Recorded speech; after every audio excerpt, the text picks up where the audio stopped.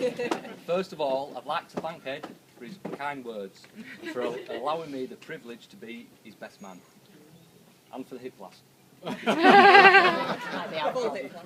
Speaking in front of you all today has taken me well out of my comfort zone, as you will find out. The fact is, I've never read a book.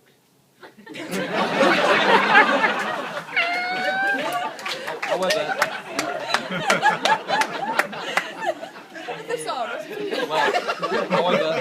I did borrow a thesaurus to write this speech, but thought better of using it. Yeah. So also, on behalf of everyone else, I'd like to thank the people involved in making this possible.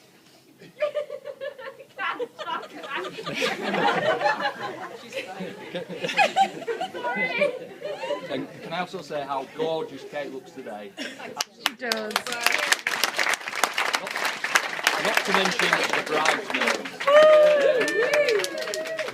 So what I'd like to do is just share a few memorable stories. What it was like growing up with Ed as his younger brother. Growing up. Oh. So standing up here in front of you all today, I'm sure that you'll have worked out that I'm Ed's big brother. And size has always been a huge problem in his life.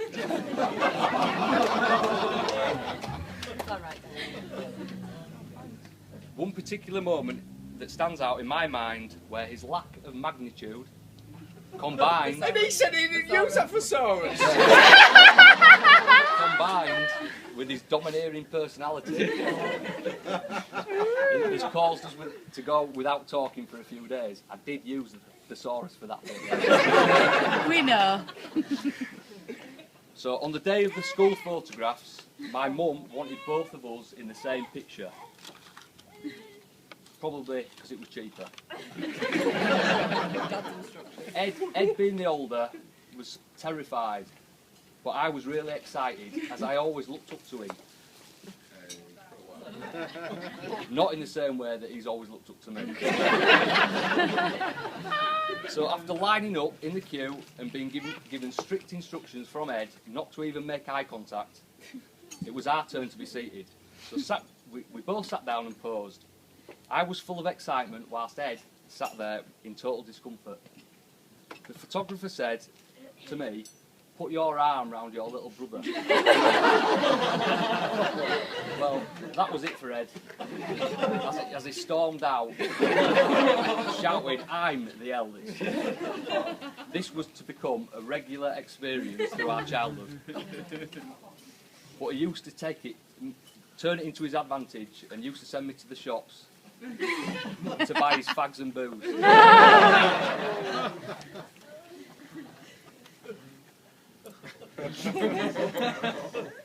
So, as kids, we always went on holiday to the south of France. One year, I was about 10, probably Ed was about 12.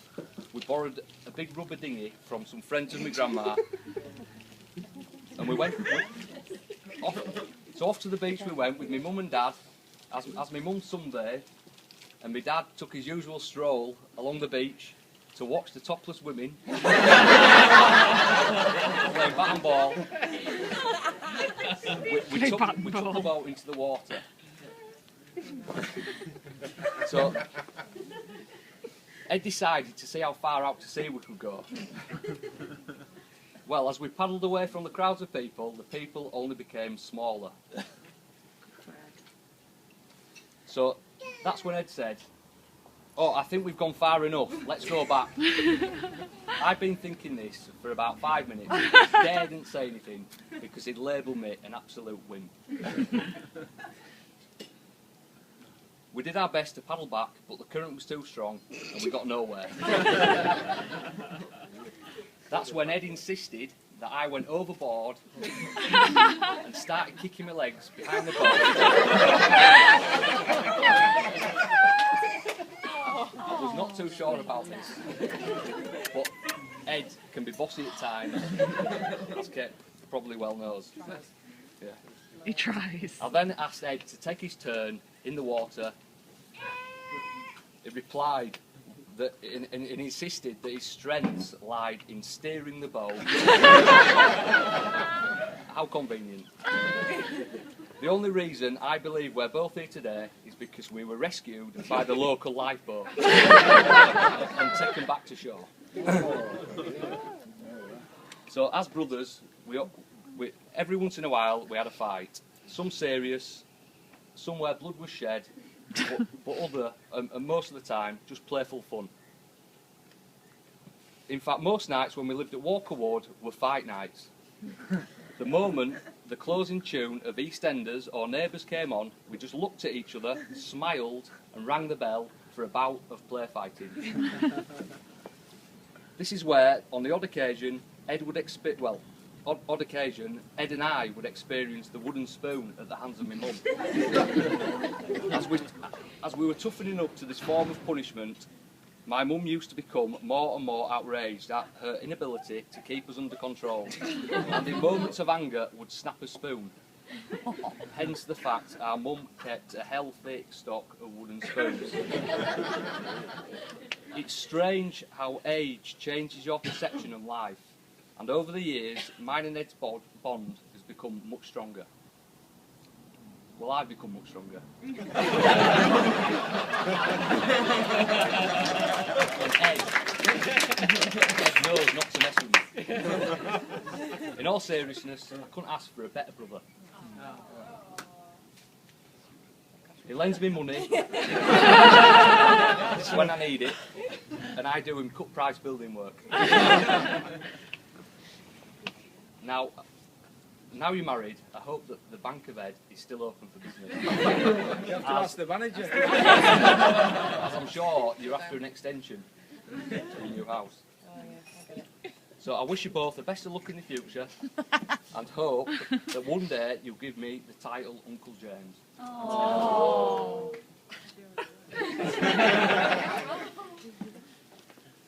It's been a privilege being involved. Right, that's enough of me speaking. It's now.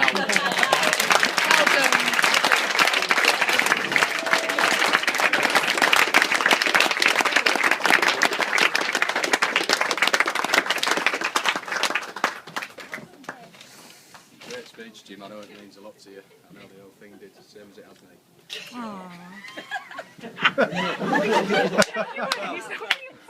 For once, he's being genuine. So, good afternoon, everybody. Good afternoon. For those of you who don't know me, my name is Chris, and I am one of Ed's best men and the chief bridesmaid's boyfriend.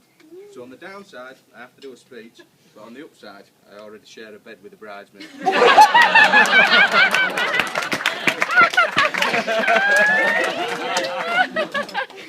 For those of you who do know me, you will understand that my general humour has required censorship to adapt for all the ages in attendance.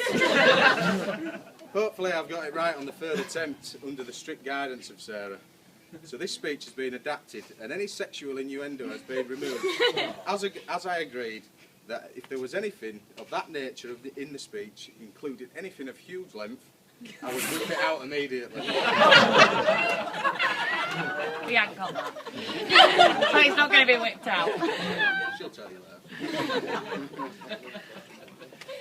When I first met Ed, we were attending a wedding in Italy of some close friends, and as relative strangers, I was a little bit dubious of how we would get on sharing an apartment for a week. My first impressions of Ed were that of a man ravaged. Fresh from travelling, his wiry locks and unshaven face, polar opposites to that of myself who had grown a fondness for sunbeds and hair.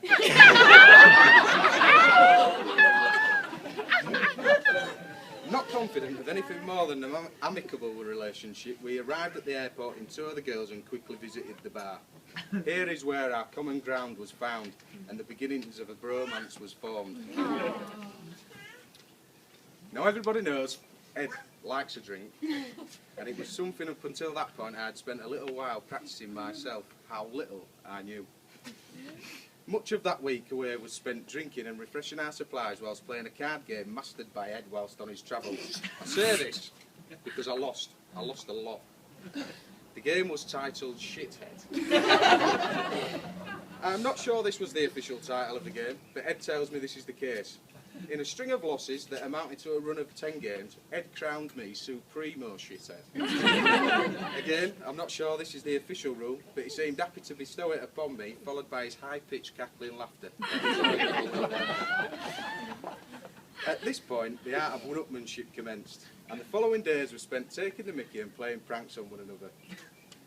One of these involved me turning off the immersion boiler whilst Ed was in the shower and telling him we must have run out of hot water. As Ed will tell you, it's all about manning it up, but I have never seen a man look so feminine as when Ed stepped out of the bathroom, shaking like he was having a seizure. Another of my favourites was on a visit to the local theme park during a ride on a children's water flume. Disappointed at the lack of danger, I decided to cup a handful of water and carefully drop it into Ed's lap, giving the perfect appearance of a man who'd not been able to control his bodily functions. Needless to say, Ed was not amused and had solace in the fact, if not for his childlike stature, he may have been asked to leave the park.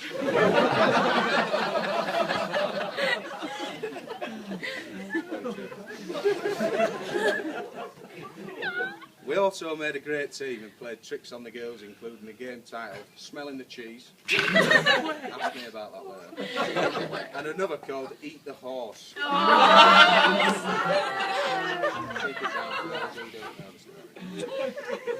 The latter wasn't actually a game, but if it was, I lost. It all started during a meal whilst reading the menu. Ed noticed an option for carpaccio of horse. Sarah, a keen lover of horses, had also noticed this option and instantly demanded that we were not to order the dish, swiftly backed up by Kate. As Ed and I generally do the opposite to what we are told by the girls, we made a decision that Ed would secretly order it for us to share and no one would be the wiser. Lacking table manners, we decided to go for a cigarette after the starters while we waited for our main of horse. On returning to the table, we found that Sarah was sitting in Ed's seat, helping herself to what she described as the tasty carpaccio of beef. Cue the high-pitched cackle from Ed, and the horror from myself, as I was aware the night was about to take a turn for the worse. We have rekindled that kind of magic on numerous occasions since I could go on for hours about the situation we've got ourselves into, good and bad. But the first week we met is a mirror of the laughter we have shared over the last few years. I was fortunate enough to have been invited on a trip to Florida where Ed plucked up the courage to ask the love of his life, Kate, to marry him. Even though I have many times described Ed as having little man syndrome, he has a huge heart and will do anything to keep those that he loves. To keep happy those that he loves, and it's a great privilege to have been so involved in his life in recent years. Kate, look after him, even when he is being difficult. I had a different word for that, so I remember changing it. I know he will shower you with love, kindness and generosity as long as you let him. Thank you to all for listening, and all that remains for James and I to do is to ask you all to raise your glasses, stand and join us in wishing Mr. and Mrs. Thompson a long, prosperous and happy life together. Mr. and Mrs. Thompson.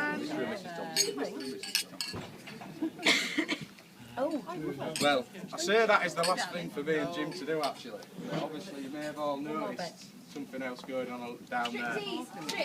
So, Emily! Jim's getting naked. Emily, you're getting Jim's married. getting naked while I laugh. Got something else. Brilliant.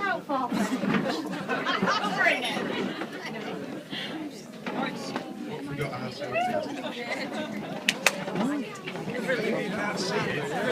Come down a little bit closer because we had a bit of an issue with it being such a beautiful day that you can't really see the screen so well.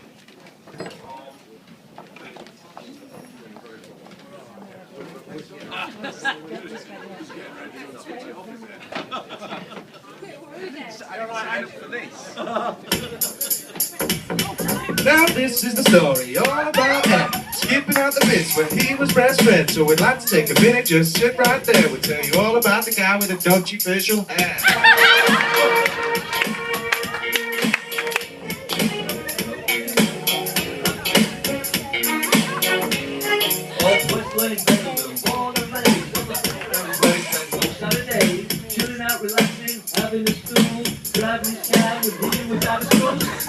Guys, they were up to afterward, he got pulled by the police and his mum got scared and said, "You're moving with a girl that likes your hair."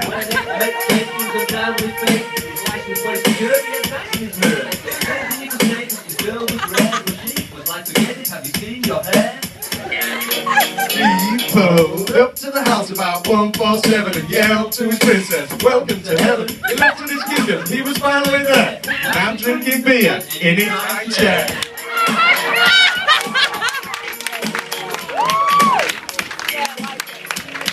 Oh.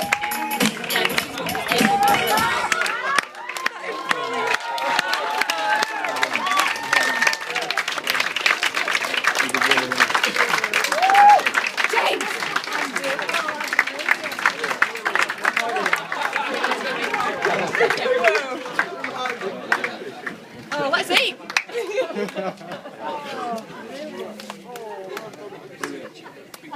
Well, that was an uncomfortable situation. No, no, no.